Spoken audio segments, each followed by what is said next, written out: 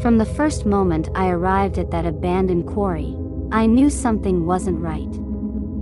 My friends and I had heard rumors about the place, stories of disappearances, of shadows moving between the rocks, and of voices whispering in the darkness.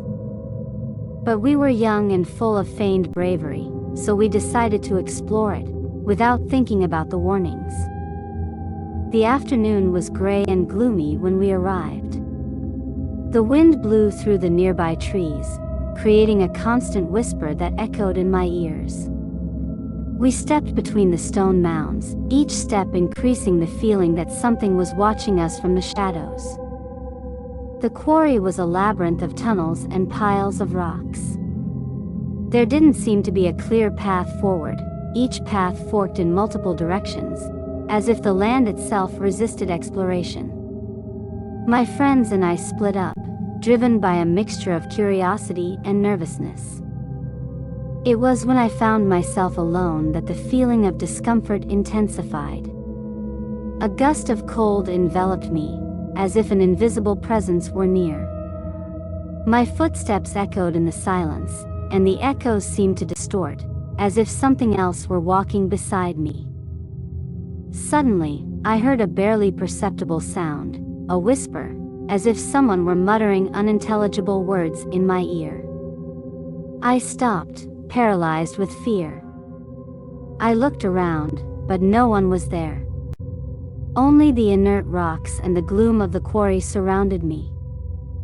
I decided to go back, but each step took me further in, as if the rock walls closed behind me, changing the landscape around me. The shadows lengthened and twisted, taking on shapes that defied logic and reality.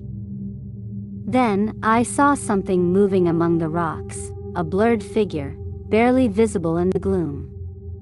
It was like a living shadow, gliding noiselessly, watching me with eyes that seemed to glow with an unearthly light. Fear paralyzed me. I couldn't scream, I couldn't move. I could only watch as the figure slowly approached, incomprehensible whispers filling my mind with a sense of absolute terror. I closed my eyes tightly, praying that it would go away. When I finally had the courage to open my eyes again, the figure was gone. The atmosphere felt calmer, but the fear still gripped me tightly. I ran to where I remembered entering and finally found my way out, panting and shaking. My friends found me outside, asking me what had happened to me. I could not tell them the truth, because I could hardly understand it myself. But since then, I have never been able to forget that feeling of being watched, of feeling the presence of something that does not belong to this world. Thank you for watching this video. Remember, sometimes abandoned places hide secrets that are best left uncovered. Dream of your innermost demons, but be careful not to let them find you. Goodbye. From the first moment I arrived at that abandoned quarry,